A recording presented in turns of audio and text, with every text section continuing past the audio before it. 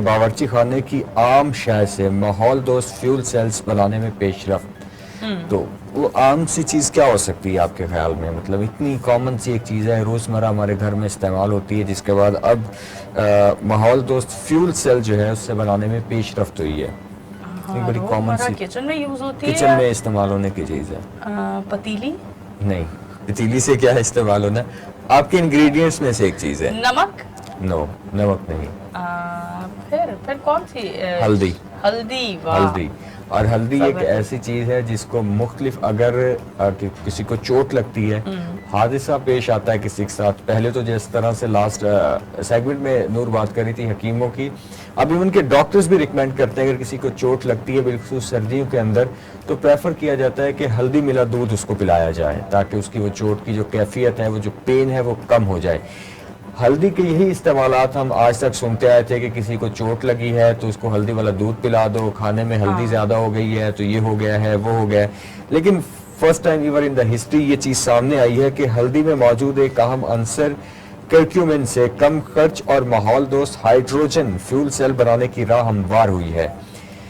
ہمارے باورچی خانے میں عام پائی جانے والی ہلدی سے مؤثر ایندھنی سیل اور بیٹریاں بنانے کی راہ ہموار ہوئی ہے۔ اس سے بیٹریاں بھی بنائی جائیں گی۔ سری ساتھیا سا انسٹیٹیوٹ آف ہارڈلنگ اور کیلمسن نیومرل میٹیریل انسٹیٹیوٹ CNI نے ہلدی میں موجود ایک جزو کرکیومن کو جب سونے کے نینو ذرات سے ملایا تو انہوں نے اس سے ایک ایسا الیکٹروڈ بنایا جو ایتھنول کو بہت تیزی سے بجلی میں بدلتا ہے اور اس میں روایتی طریقوں سے 100 درجے کم توانائی لگتی ہے۔ مطلب یہ کافی ایک زبردست چیز ہے کہ سونے اور ہلدی کے کمبینیشن سے ایک ایسے آپ الیکٹرک سیل بنا رہے ہو کہ جو ماحول دوست بھی ہیں اور کم خرچ بھی ہیں۔ لیکن کم خرچ کہنا میرے خیال میں یہ نہیں، کیونکہ سونے کے جو نینو ذرات ہیں، سونا کون سا سستا ہے کہ اس کو ہلدی میں سے گزار کے اس اہم پیش رفت سے ہائیڈروجن فیول سیلز کی منزل اور قریب آ گئی، تاہم تجارتی پیمانے پر تیاری کے لیے مزید تحقیق کی ضرورت ہے۔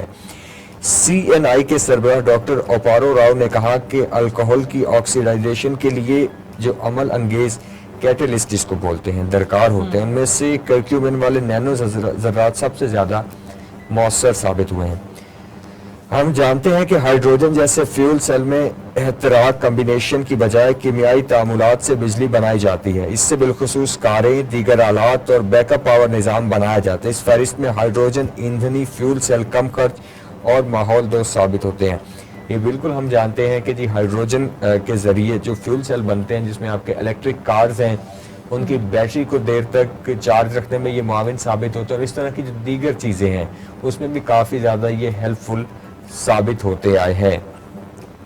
قدرتی طور پر ہائیڈروجن ایک مرکب کی صورت میں ملتا ہے اور اسی وجہ سے اسے قدرتی گیس اور ایندھن سے اخذ کیا جاتا ہے۔ اب روایتی طریقوں سے ہائیڈروجن بنانے کی قیمت ماحولیاتی اثرات کی صورت میں ادا کی جاتی ہے۔ اچھا، یہ اس میں بڑا چیز انہوں نے ایک پوائنٹ کیا ہے کہ ہائیڈروجن جو قدرتی طور پہ ملتا ہے وہ قدرتی گیس اور اس سے ایندھن اخذ کیا جاتا تھا، لیکن کیونکہ اب قدرتی گیس اور ایندھن جو ہے وہ اتنی مقدار میں تو آپ کو موجود نہیں تھا، اس لیے اب ہائیڈروجن کو روایتی طریقوں سے جو ہائیڈروجن بنایا گیا اس کے نتیجے میں آپ کو ماحول پر بہت زیادہ ایک منفی اثرات اس کے مرتب ہوئے، جس کی وجہ سے کافی زیادہ بیماریاں بھی پھیلیں۔ پھر ہائیڈروجن کو سلنڈر میں بھر کر رکھنا بھی کسی چیلنج سے کم نہیں۔ اس کے مقابلے میں مکئی، گنے اور دیگر اجناس سے الکحل کی ایک قسم ایتھنول سے ہائیڈروجن کشید کرنے قدرے آسان عمل ہے۔ ایتھنول کے ذریعے بھی ہائیڈروجن کشید کیا جاتا ہے، لیکن اس میں عمل وہی ہے کہ اس کو پھر جلانا، ایک پروسیس سے نکالنا، پھر وہ ماحول دوست عمل نہیں رہ جاتا۔ جو فضا میں وہ ایک دھواں جاتا ہے یا اس کے نتیجے میں جو خارج ہونے والے اجزاء ہوتے ہیں جو فضا میں جا کے مکس ہوتے ہیں، وہ ماحول آلودگی کا سبب بن سکتے ہیں۔ کیونکہ اس میں مائع ہائیڈروجن ملتی ہے، لیکن اس میں بھی ضروری ہے کہ ہمارے پاس الیکٹروڈ بہت مؤثر ہو اور اس میں ہلدی کا بہترین کردار سامنے ہے۔ یہ الیکٹروڈ کم خرچ اور ماحول دوست ہے کہ ہائیڈروجن جو ماحول دوست نہیں تھا، جس کو کشید کرنے کا جو عمل تھا، اس کو کشید کرنے کا عمل ایک ماحول دوست نہیں تھا، لیکن اب ہلدی کے ذریعے اس عمل کو ماحول دوست بنایا جا سکتا ہے اور ہلدی اس میں بہت زیادہ کارآمد ثابت ہوئی ہے۔ اس سے قبل برکیروں میں پلیٹینم بھی استعمال کیا گیا ہے، لیکن وہ پورے عمل میں آکسیڈیشن کے علاوہ زہریلے مرکبات کی وجہ بنتا ہے اور ایک طرح سے کاربن مونوآکسائڈ پیدا ہوتی ہے. اب سونے کے انتہائی باریک ذرات میں ہلدی کا کیمیکل ملایا گیا ہے اور وہ ایک بہترین الیکٹروڈ ثابت ہوا. اس سوال میں نینو ذرات سے ایک برکیرہ بنایا گیا اور اس پر کرکیومن کی چادر چڑھائی گئی ہے. تو یہ اس کا ایک پروسیس ہے کہ کس طرح سے سونے کے نینو ذرات میں سے اس کو گزارا گیا, پھر اس کے اوپر ایک باقاعدہ طور پر چادر چڑھائی گئی. توقع ہے کہ اس کم خرچ عمل سے ماحول دوست اور ارزاں ایندھنی سیل بنائے جا سکیں گے. دوسری جانب ایندھنی سیل کے علاوہ بھی ان سے حساس سینسر بنائے جا سکتے ہیں جو طبی استعمال میں مددگار ثابت ہو سکتے ہیں. ایک تجربے میں اس سے دماغ میں ڈوپامائن کی کمی بیشی کو نوٹ کرنے میں کامیاب تجربہ بھی اس حوالے سے کیا جا چکا ہے.